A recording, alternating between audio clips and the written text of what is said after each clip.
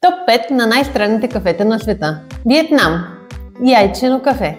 Във Виетнам се приготвя кафе с разбит яйчен жълтък и кондензирано мляко, създавайки кремообразна и сладка напитка. Финландия. Кафе с сирене.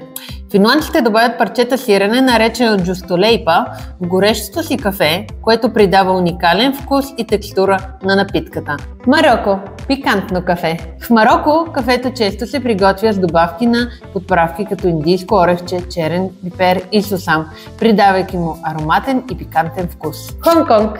Кафе с чай. В Хонг-Конг е популярна напитката, която комбинира кафе и чай с мляко, съчетавайки горчевината на кафето с сладостта на чая. Сенегал. Кафе туба. В Сенегал кафето се приготвя с добавка на черен гвинейски пипер и карамфил, създавайки пикантна и ароматна напитка, популярна в страната. А вие бихте ли пробвали някоя от тези напитки?